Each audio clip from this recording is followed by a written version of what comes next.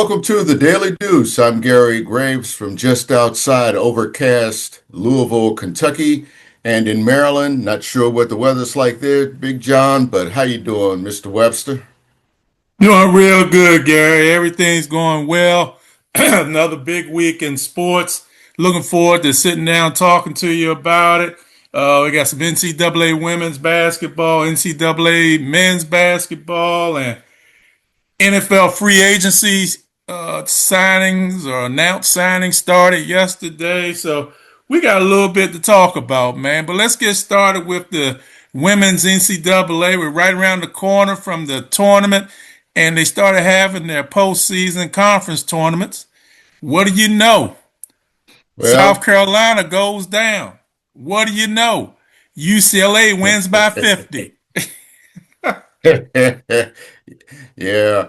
Well, John, only thing I can say about that, okay, the more things change, the more they stay the same. And that means UConn is still number one. They're still the number one seed or going to be the number one seed when the brackets are announced this coming Sunday, along with the men. Before I get into that, John, championship week or weeks are two of the greatest weeks in sports. If pitchers and catchers report is the greatest day in sports for us baseball fans, but basketball, college basketball championship week is probably the next best thing, probably the best overall thing because we get to see how March Madness is set up. Like I said, on the women's side, UConn, has basically cemented its place as number one. Although I think UCLA winning by 50 to win the Big Ten, that will probably weigh on the committee's minds. I mean, I don't think that they're going to topple UConn, but they're going to give some serious thought. Texas, Texas beating South Carolina from the start and holding on. Not a surprise, but yeah, like you said, down goes South Carolina. Um, if there was ever a loss that I think South Carolina needed, John, and you know how we're always talking about, well, it's good for a team to have a loss before the tournament because it's one and done and all that stuff. That might be the loss that they need to kind of do a reset and a reassessment because, John, you as a coach know you learn more from a loss sometimes than you do from a win. And let's Mm-hmm. see, number four, who were we thinking about? Number four, South Carolina, Texas. Oh, and South Carolina, despite losing, they might be a number one seed. Um, I'm not ready to put Duke up there yet, even though they came back against Louisville and beat them in overtime. Really just took that game. Um, that was, here in Louisville, that was a hard one to watch if you're a Louisville fan because it was right there in their grasp in the final minute and they let it slip away and just never got it back in overtime. And, you think about one or two plays and you try to say, well, it's not one or two plays. That game did come down to one or two plays. Having watched the SEC on Sunday right after that, to see Texas just race to a 14-0 lead on the Gamecocks and just not looking back was impressive. And congratulations to the Longhorns and Vic Schaefer. I think this is what his second team that he's guided to a tournament conference title, which I think is a milestone. But wow, it's I think those are your four number one seeds, and you give me your thoughts on that if you agree in that order. Well, UCLA, not much to say when you beat a team by 50 some, just hey, it Does is. that surprise you at all, though? I mean, that it was I, just that dominant. I thought they would win, but I thought Iowa would make it a little bit more closer than that. Iowa's really had a good season this year. UCLA is really a powerhouse, but I thought Iowa being Iowa and being able to be sharpshooters and everything, I thought they would maybe not beat them, but it'd be a little bit closer. UConn is UConn. They are flat out the best team in the field. Yep. without saying. Um, who else you got there? You got Texas. They took down they took down South Carolina. That game, honestly, Gary, was not a game at any point. You Mm-mm. start off 14 nothing, and South Carolina never regained their footing. South Carolina, I think, is a very good team. They're one of the two, they're about the second or third best team in the country. But once they get behind like that, and it's been shown last year, like with UConn, they have a hard time. If they're not built for to come back from double digit deficits. I don't think. They did try a zone. I've been harping about that for 2 years. Did not work out well for them. So I see why Dawn Staley doesn't do a zone. I'll say it like that. Duke game. For what it's worth, the man wasn't working for him that much either. Wasn't working that well for him either against No, Texas. no. And They what just what from the more can you say start. about Madison Booker? Yeah, from the start, they didn't have. Give credit to Texas and Vic Schaefer. I still say I look back to Vic Schaefer and that speech he did about 3 weeks ago, how bad they were. Man, oh man, Yeah, 27-3 and they're bad. But it is what it is. They're a tough team. Um, Duke. No, who's the fourth one? It's South Carolina, Texas, UCLA, UConn. We did all four of them. yeah. South Carolina is probably going to go out west. Texas is probably going to be in the Fort Worth bracket, which is basically going to be a home game for them. So Mhm. it'll be a lot of fun. Um, what Do else you do we think have? South Carolina should be a number one seed? Yeah, Okay. yeah, All right. yeah. We agree on that because a loss like that, when you're ranked third and you lose to the team just below you, it's kind of a toss up at that point, and I don't think that Well, hurts them. all you could do is flip flop Texas and South Carolina because the team Yeah. below both of them was LSU, and LSU had already lost to South Carolina twice. Yeah. They lost the day before in the tournament. So yeah, I think they got it right. The Duke game, I never look at games in one play. I never do. Yeah. But this is why you say never. Because I think the Duke game turned on one play. Louisville's up 57-53. They're bringing the ball up court and they get a 10-second violation. Hmm. In my opinion, I think that changed things. Yeah. Also, I think Duke's relentless pressure on the boards there were rebounds that Louisville should have had. They couldn't get both hands on the ball. And this is even when Fournier had fouled out. They were still Hmm. controlling the boards, man. The Yeah. kid Jackson, she's tough down there getting boards and everything. So hats off to Duke. I think they're a solid number two seed. They're going to be hard to beat because they are so sound defensively. They're so tough and they crash the offensive board so well. So, we'll see. Notre Dame's going to probably get, not probably, they will get in. They're going to be about a fifth or sixth seed. Don't know how long it'll last. They had a chance to beat Duke Duke. on Yeah. Saturday, couldn't pull it out, lost by two. They had three shots in the last 11 seconds or so and couldn't Yeah. nail any of them. Yeah. And I thought they Maryland, should have gone for twos. I thought they yeah, should have gone for twos as opposed to threes. yeah. Because we always talk about, twos work. You needed a tie. I mean, yes, I understand going for the win and maybe not giving Duke an extra 5 minutes like Louisville did on Sunday. And, one thing about Louisville, I think they went from maybe a three seed to a four seed with that loss. But if they were a five seed, that wouldn't surprise me because Louisville is a team that's not built to come from behind at any point. I think I've only seen maybe one game Mm-hmm. this season where they rallied to win, and against Duke, it's it's up here with them right now. Mm-hmm. Mm-hmm. Duke is living rent free in their heads, whether they want to admit it or not. And again, that happens with Texas. You always say it's hard to beat a team three times in a season, John, and I think you're unbeaten on that one as well. Hmm. And that's what it is. Eventually you figure it out. I can't say that South Carolina was necessarily tired in that game because the Gamecocks and the Longhorns both were uh, double seeded teams or had double byes, so they played the same number of games. It's just that Texas found its game and they took it to them right from the start. Yeah, yeah.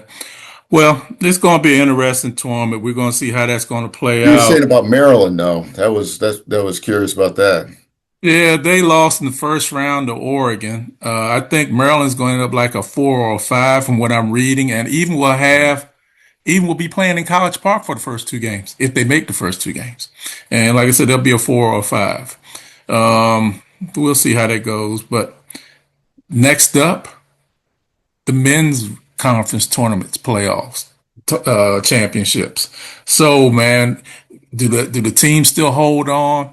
Does Duke stay a number 1 seed? I really think they will. You got Florida up there, you got Arizona up there, and I think you got UConn. I think those are the 4. Even though UConn lost the Big Law, East, yeah, yeah, so yeah, to St. John's, and you know,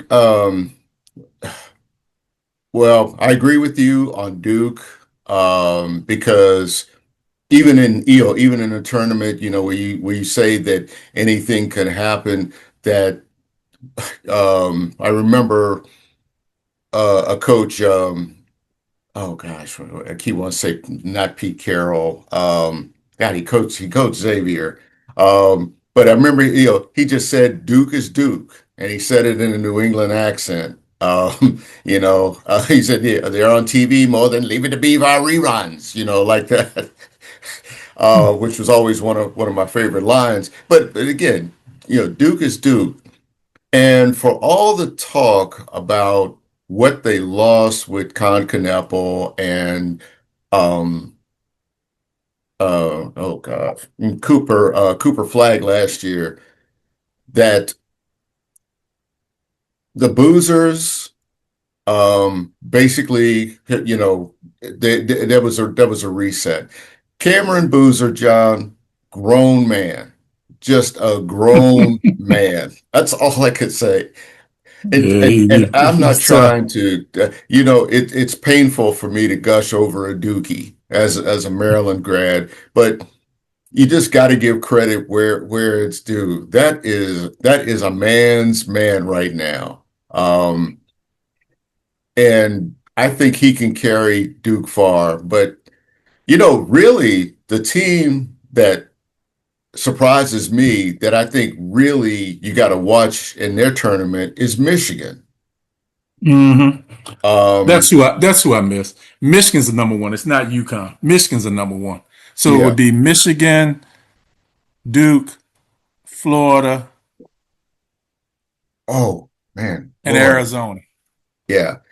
Florida, what I saw against Kentucky on Saturday, what you probably saw as well, was a team that just had to find its identity. I think early in the SEC schedule where we were wondering, what it wasn't so much what kind of team they were going to be. It was just wondering, um, would things get worse?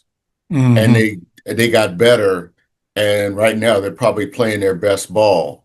Um, they've got the number 1 seed.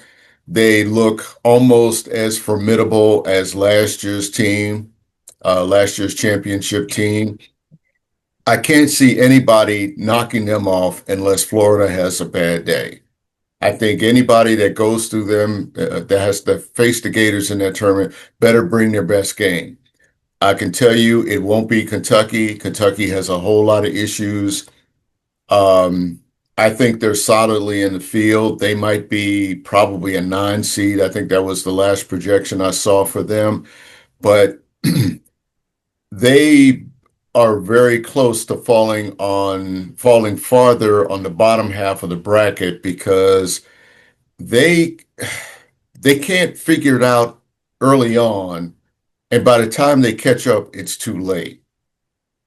And you can't do that in the tournament. You can't do that in the SEC tournament. And the way that they're set up now, they're going to have to win one, two. They're going to have to win basically five in a row to win the conference. To be Hmm. solidly in the field and improve their seeding, they have to win at least two games. I think they can do that. I don't know if they will, because when you are playing Wednesday to Sunday, that's tough. But when you're playing Wednesday, Thursday, and then you get to the quarterfinals against the rested teams on Friday, that's when the rubber meets the road, so to speak. And I think it's going to be very, very tough for Kentucky. Here in the beautiful bluegrass Commonwealth, there are, grumbles that Pope should be fired. To that I say, shut up. I don't want to hear it. I don't want to hear it because this is a second year coach. He's had to deal with injuries to three of his main players. And yes, teams go through injuries. And yes, they reportedly spent $20 million in NIL money on this roster. But again, sometimes you just misfire. And I think that's the case. That's been the case even before the injuries. But talking about firing a coach that took you out of the first weekend of the tournament last season for the first time in something like 6 or 7 years, and now you want to run them out of town because, well, they're not dominant. Yes, I know what the expectations are, but for him to get 19 wins, for Mark Pope to get 19 wins out of this cobbled together roster and rotation, I think is impressive. They can't he can't rest on that, and I don't think he's going to rest on that. And I think next year is probably going to be really the most telling year because that's when I think he has a better grasp of the recruiting scene for what Kentucky needs. Um, I think, as this whole NIL transfer portal landscape plays out, that I think he'll start getting the better players. I just think the collection that he has, other than Otega Owe, um, maybe they just weren't as good as last year's roster in terms of what they brought in. And he's got to look for those same top caliber guys from the mid majors that he drew in his first year for his first roster. This team wasn't it. Yeah, I'm with you, Gary. I think Pope has done a good job. I don't think you need to look at replacing him as a coach. You need to try to build upon what he's done. I think he's done a really good job this year. He had some, obviously, the team he had last year is better than what he had this year. And he's had to, make some adjustments on the fly. But we'll see. I think they make the tournament. I don't know how far they go. Um, I tell you, Michigan looks really tough. They are big.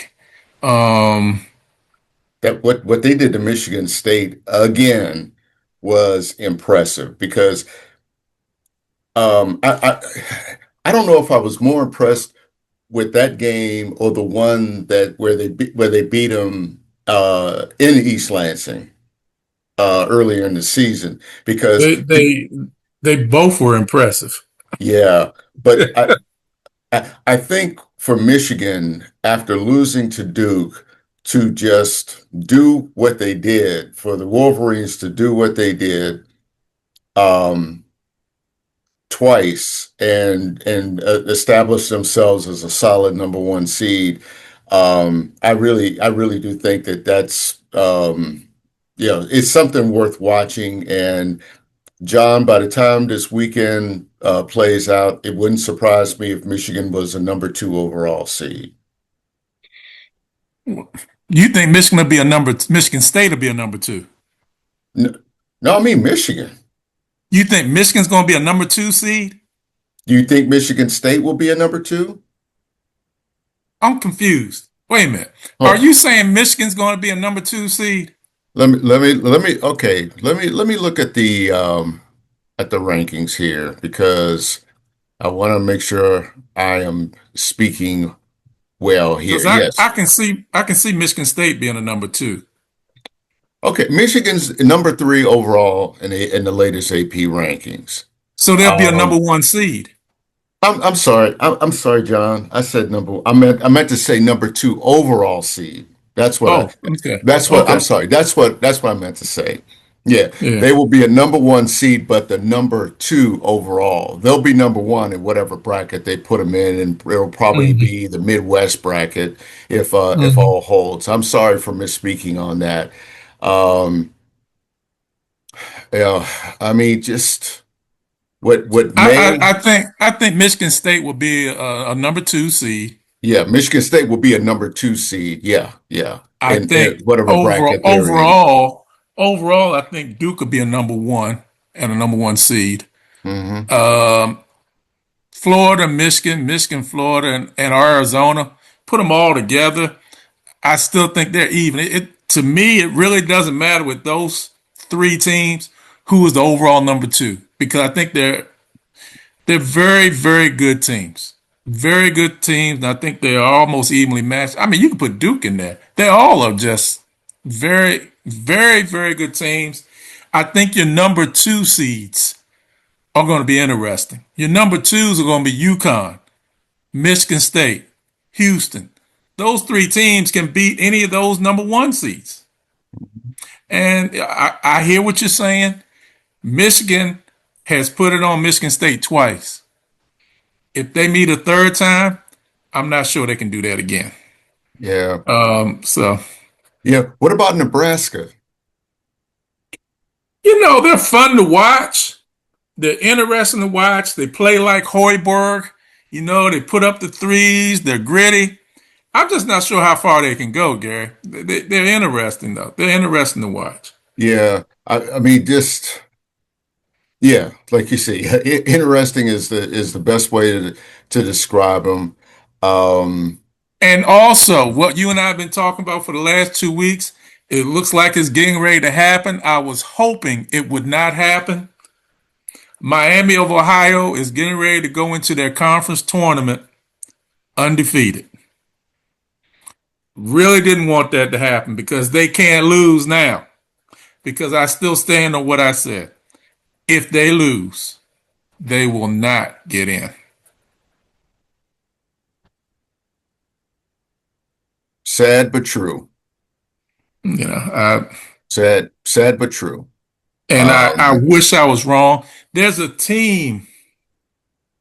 There's a team in the state of Alabama who I hope they get in before they are left out. And I'll just say that. There's a team in uh, Alabama I want Miami of Ohio to get in before.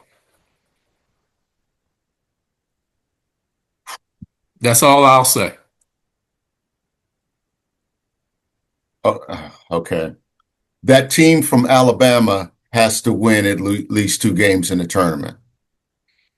I would think they have to take the whole tournament. That's just my take. Well, okay. Okay, I'll grant you that. I mean, if you run the table, yeah, you're an automatic qualifier, and yeah, we're not having a discussion at all. But how many teams, how many games do you think Auburn, since you don't want to mention the name, but I'll go ahead and do it. How many games do you think they have to win to cement their credentials? And you're talking about in my opinion or what's Yeah, realistic? both. In my opinion, I think they should have to take the whole thing. Okay. What's realistic, I think they need to win three. Okay. I would agree. But So if they get to Saturday, if they get to the semifinals, then we're not having this discussion at all. Yeah, I mean, it's end of story. I think they're solidly in because when you run that kind of gauntlet, not only during the regular season, but in the postseason, to get to that point where you're possibly facing a Florida. And as I look at this bracket, and I just had it up. Let's see. Trying to think of who they would have to go through.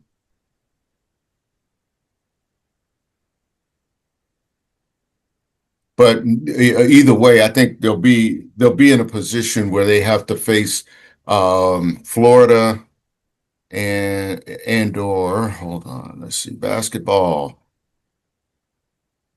I want to make sure I get this right. Okay, Auburn, number 12. They win against Mississippi State. They would have to face Tennessee in the second round. They get to the quarterfinals, the winner of that game, then they have to play Vanderbilt, which is no easy squad. Vanderbilt is a dangerous team, in my opinion. That's the one I Hmm. think nobody can afford to look past. If they can get past Vanderbilt, then of course, you're on a collision course with Florida, provided Florida gets through its game, which it probably will. Um, Again, the team for me to watch, because, well, everybody keeps an eye on Kentucky. They have to play LSU. Then they would have to face Missouri. And if they get past Missouri, then they have to face the Gators for the third time. Draw any conclusion from that you will. It's just going to be tough against that squad. Yeah, Period. I agree. I Yeah. agree. You're right. Yeah, You're right. yeah. I mean, again, Florida is playing its best basketball. I don't think anybody really doubted them. It was just that they just they weren't trending well in late January. They just weren't. And Hmm. uh, um, I always wondered, John, what would happen with what would have happened if they were playing like divisional ball.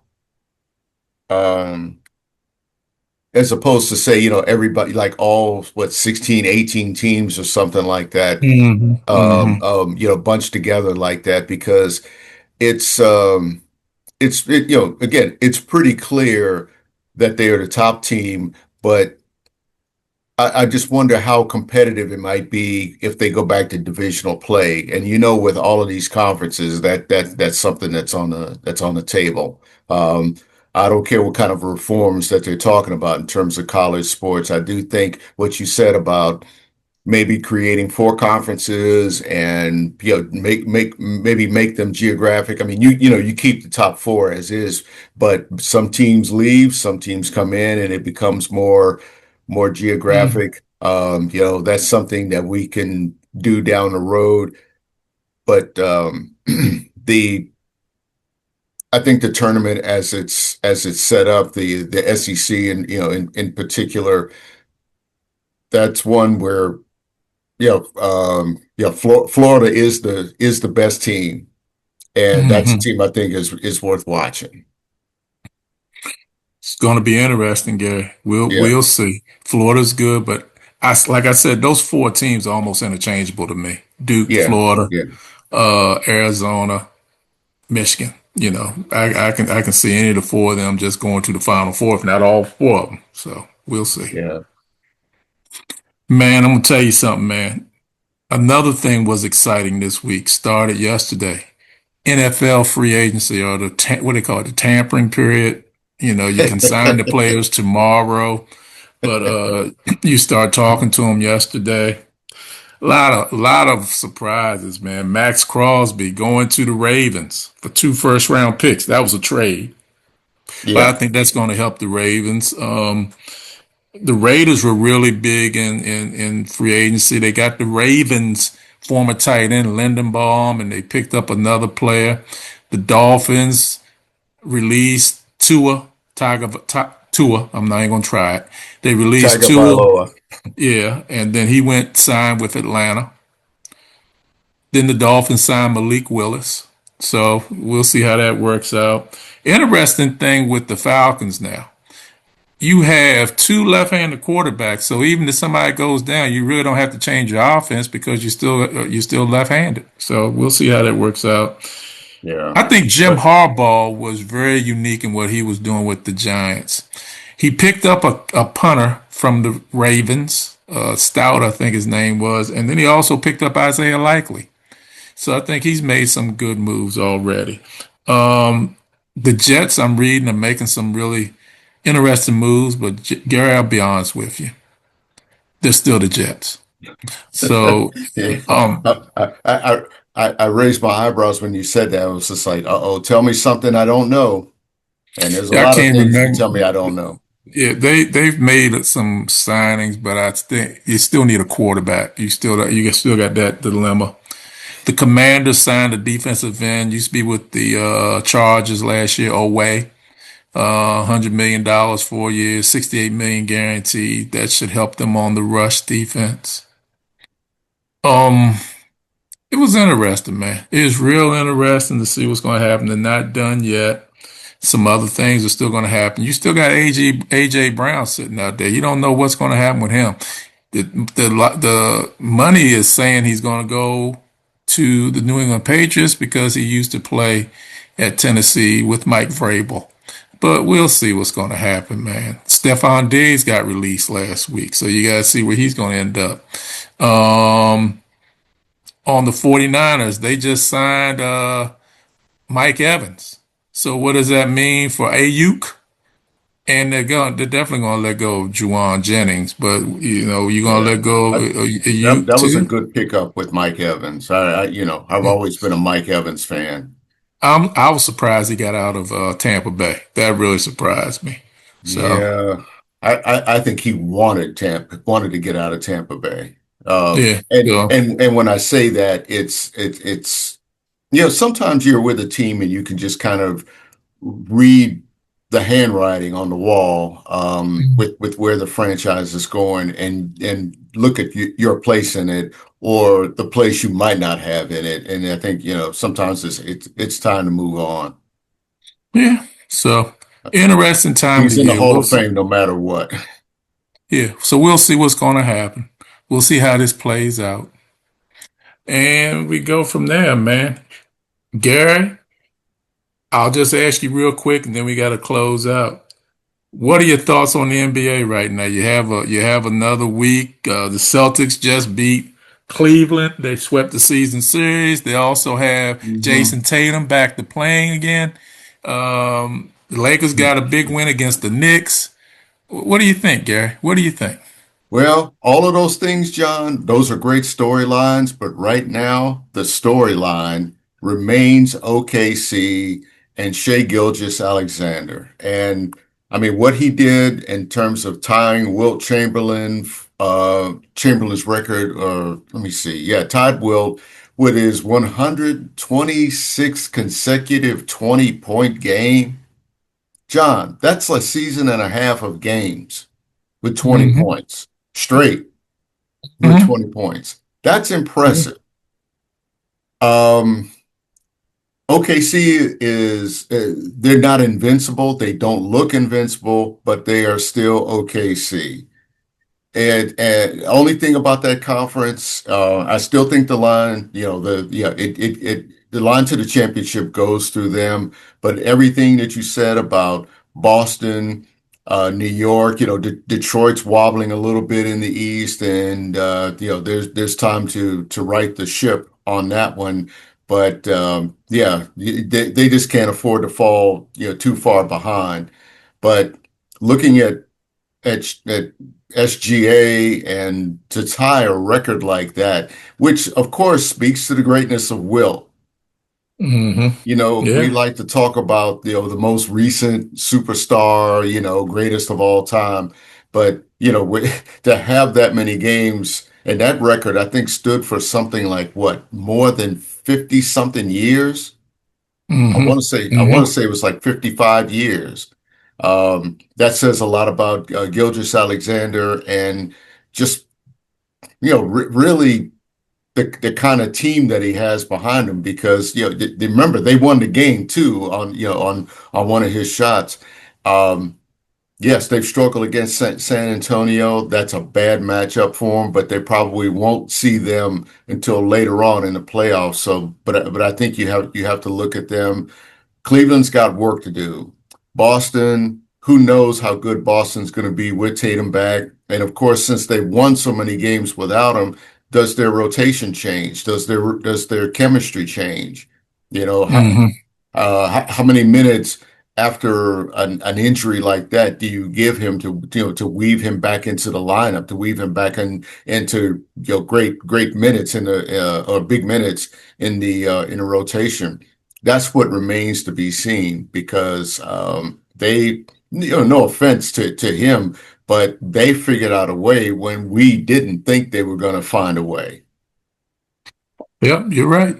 You're right. They did, and they're doing well. They beat Denver the other night as well, so they're Mhm. moving in the right direction. Gary, go ahead and take us home, man.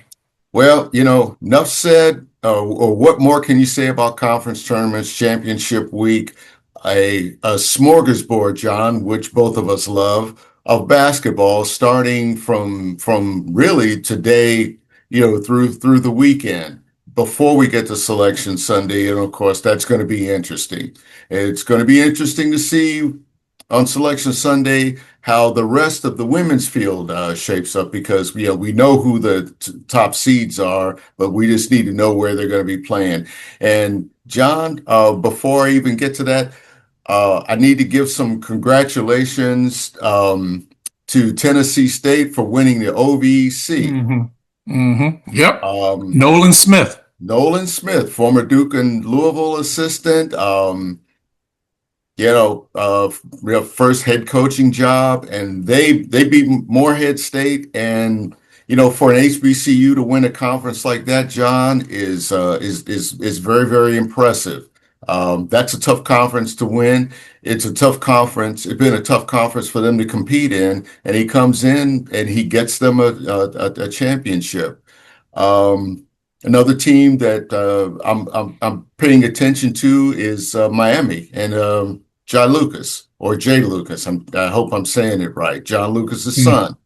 Mm-hmm. You know, um, first real big coaching position. And he's got them as a number four. No, is it number maybe a number four seed in the ACC. They have a double bye, and even though they lost to Louisville, that's a team worth watching because I really like to root for sons of Terps and such, but to see young men like that really get their teams competitive, that's what's fun about this tournament. And of course, John, we draw oh so closer to opening day.